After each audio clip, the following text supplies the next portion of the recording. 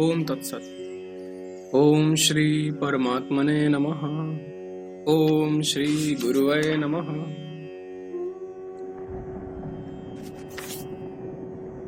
श्री वाल्मीकि जी ने कहा, मुमुक्षु पुरुषों को वही कर्म करना चाहिए जिसमें कोई दोष नहीं हो।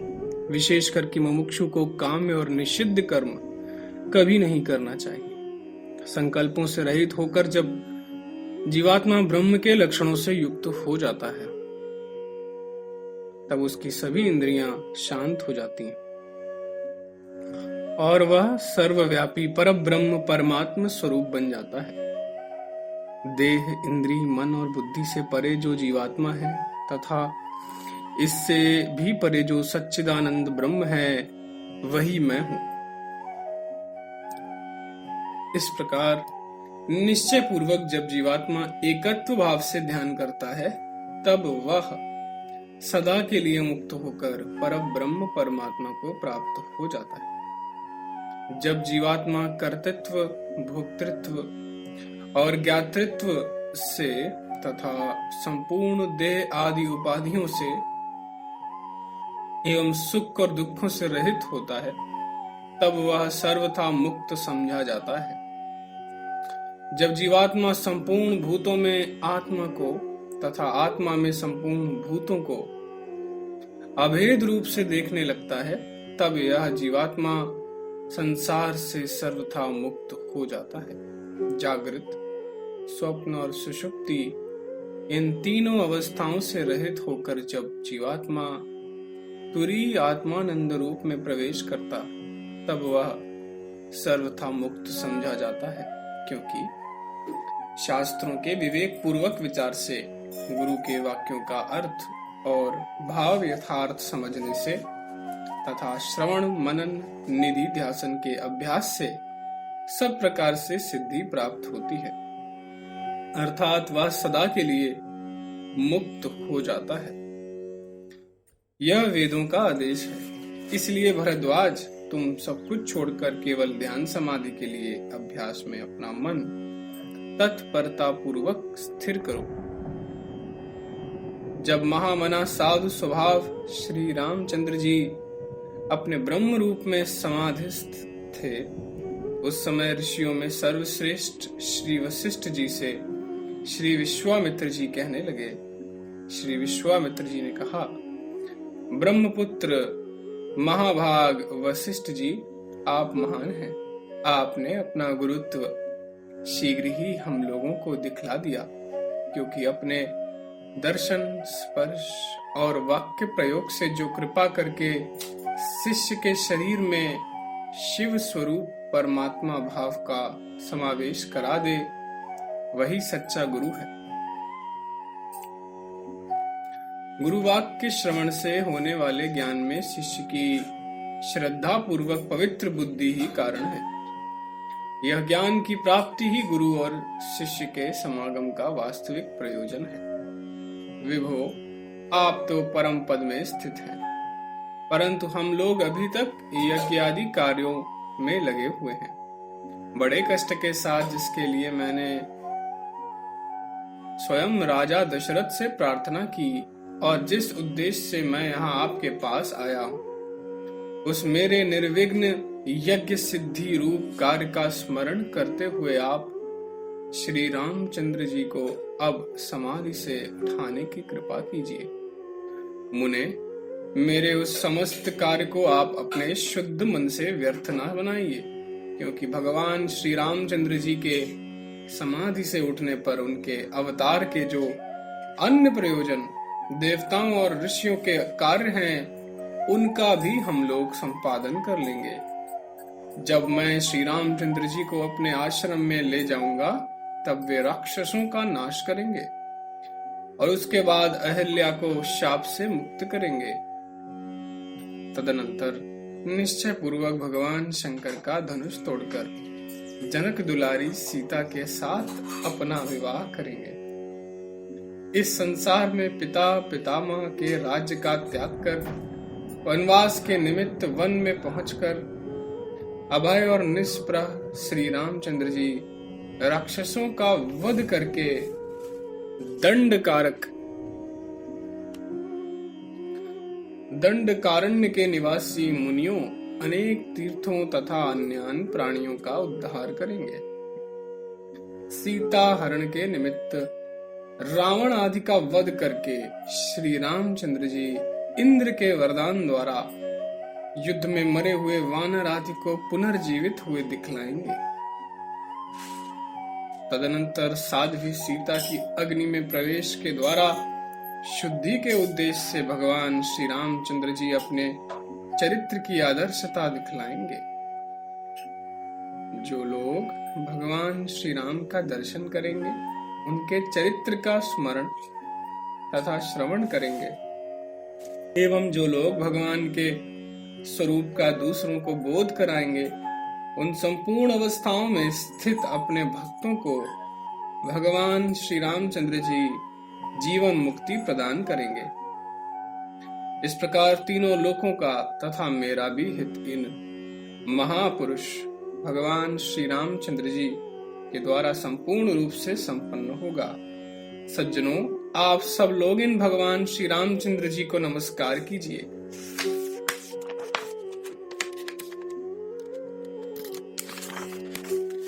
इनके नमस्कार से ही आप लोग सारे संसार को जीत लेंगे, अर्थात आप लोगों को किसी दूसरे साधन की आवश्यकता ना होगी।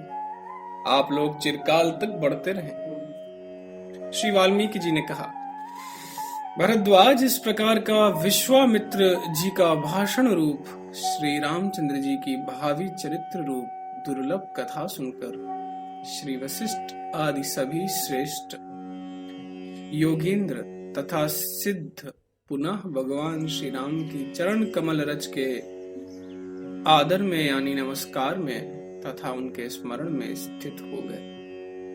जानकी पति श्री राम की भावी कथा सुनने से भगवान वशिष्ठ जी तथा और दूसरे महर्षि भी तृप्त नहीं हो सके, इसलिए उन सब ने दूसरों के द्वारा कहे गए उन गुण सागर भगवान के गुणों का पुनः श्रवण किया तथा सुने हुए गुणों का दूसरों से वर्णन किया। तदनंतर महर्षि भगवान वशिष्ठ जी मुनिवर विश्वामित्र जी से कहने लगे। श्री वशिष्ठ जी ने कहा, मुनि विश्वामित्र जी, इन श्रोताओं को आप साफ साफ बतला दीजिए कि राजीव लोचन रघुनंदन श्री रामचंद्र जी पूर्व में देव या मनुष्य क्या थे। श्री विश्वामित्र जी ने कहा, सज्जनों, आप सब लोग इन्हीं श्री रामचंद्र जी में विश्वास कीजिए कि परम पुरुष परब्रह्म परमात्मा ये ही हैं। इन्होंने ही विश्व के कल्याण के लिए विष्णु रूप से क्षीर सागर का मंथन किया था। गूढ़ अभिप्राय से भरे उपनिषद आदि शास्त्रों के तत्व गोचर साक्षात परब्रह्म ये ही हैं। परिपूर्ण परानंद सम स्वरूप श्री वत्स के चिन्ह से सुशोभित भगवान विष्णु रूप यही श्री रामचंद्र जी जब भक्ति से भली भांति प्रसन्न होते हैं, तब सब प्राणियों को परम पुरुषार्थ रूप मोक्ष देते हैं। कुपित होकर यही श्री रामचंद्र जी शिव रूप से संसार का संहार कर देते हैं और यही ब्रह्मा रूप से विनाशशील संसार की रचना भी करते हैं। यही विश्व के आदि, विश्व के उत्पादक, विश्व के धाता, पालनकर्ता तथा महासखा भी हैं। यही भगवान ऋक यजु सामवेदमय हैं। तीनों गुणों से परे अति गहन यही है और शिक्षा कल्प आदि 6 अंगों से समन्वित वेदात्मा अद्भुत पुरुष भी यही। विश्व का पालन करने वाले चतुर्भुज विष्णु भगवान भी यही। विश्व के रचयिता चतुर्मुख ब्रह्मा भी यही। सारे संसार का संसार करने वाले त्रिलोचन भगवान शिव भी यही। ये अजन्मा होते हुए भी अपनी योग माया के संबंध से अवतार लेते हैं। ये सबसे महान है। ये सदा जागते रहते हैं और रूप रहित हुए भी ये विश्व रूप हैं। ये भगवान ही इस विश्व को अपने संकल्प से धारण करते। ये राजा दशरथ जी धन्य हैं जिनके पुत्र परम पुरुष परमात्मा हुए। वह दशग्रीव रावण भी धन्य जिसका ये अपने चित्त से चिंतन करेंगे। क्षीर सागर में शयन करने वाले विष्णु भगवान ही श्री रामचंद्र जी के रूप में अवतीर्ण हुए। ये ही श्री रामचंद्र जी सच्चिदानंद घन अविनाशी परमात्मा है। अपनी इंद्रियों को रोक रखने वाले योगी लोग ही श्री रामचंद्र जी को वस्तुतः जानते हैं। हम लोग तो इनके इस सगुण साकार स्वरूप का ही निरूपण या दर्शन करने में समर्थ हैं। वशिष्ठ जी, हम लोगों ने ऐसा सुना है कि यही भगवान श्री रामचंद्र जी रघुवंश के पापों का सर्वथा विनाश करने वाले हैं। अब आप कृपा कर इन्हें व्यवहार में लगाइए। श्री वाल्मीकि जी ने कहा, भरद्वाज, यूं कहकर महामुनि विश्वामित्र जी चुपचाप बैठ गए। तदनंतर महातेजस्वी वशिष्ठ जी श्री रामचंद्र जी से कहने लगे। श्री वशिष्ठ जी ने कहा, चिन्मय महापुरुष महाबाहु श्री राम, यह विश्राम का समय नहीं। उठो और इस संसार के लिए आनंद कारक बनो। पुत्र, विनाशशील राज्य कार्यों का अवलोकन करके देवताओं और मुनियों को संकट से उद्धार करने के भार का वहन करो और सुखी रहो। श्री वाल्मीकि जी कहते हैं, भरद्वाज, गुरु वशिष्ठ जी के उपर्युक्त वचनों को सुनकर भगवान श्री रामचंद्र जी समाधि से सचेत हो गए और सावधान होकर कहने लगे। श्री रामचंद्र जी ने कहा, महामुने, वेदों, आगमों, पुराणों और स्मृतियों में भी गुरु वाक्य का पालन करना ही विधि कहा गया है और उसके विरुद्ध आचरण करना निषेध कहा गया। यूं कहकर उन महात्मा वशिष्ठ जी के चरणों में अपने सिर से नमस्कार कर सबके आत्मस्वरूप करुणा सागर श्री रामचंद्र जी सबसे बोले, सभ्य पुरुषों, आप सब लोग हमारे इस निर्णय को अच्छी तरह सुन लीजिए। इससे आप लोगों का बड़ा कल्याण होगा। कल्याणकामी पुरुष के लिए इस संसार में परमात्म ज्ञान तथा परमात्म ज्ञानी गुरु से बढ़कर कुछ भी नहीं। सिद्ध आदि सब लोगों ने कहा, श्री रामचंद्र जी, आप जैसा कह रहे हैं वैसा ही आपकी दया से हम लोगों के मन में पहले से ही स्थित है और अब तो वह सब आपके संवाद से और भी विशेष दृढ़ हो गया है। महाराज श्री रामचंद्र जी, आप सुखी होइए। आपको नमस्कार है।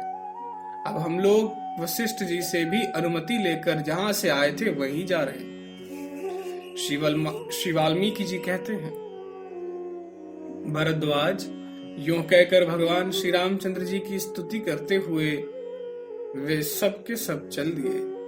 श्री रामचंद्र जी के ऊपर पुष्पों की वृष्टि होने लगी।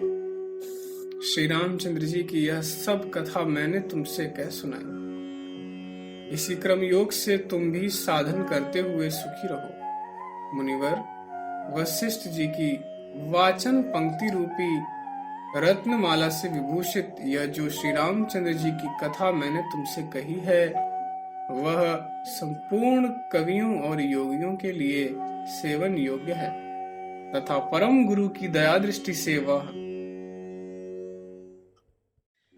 मुक्ति मार्ग को देती है। जो कोई मनुष्य वशिष्ठ जी और श्री रामचंद्र जी के इस संवाद को प्रतिदिन श्रद्धा पूर्वक सुनेगा, वह किसी अवस्था में रहते हुए भी एकमात्र श्रवण से ही मुक्त हो जाएगा और परब्रह्म परमात्मा को प्राप्त कर लेगा। ओम तत्सत, ओम तत्सत, ओम तत्सत।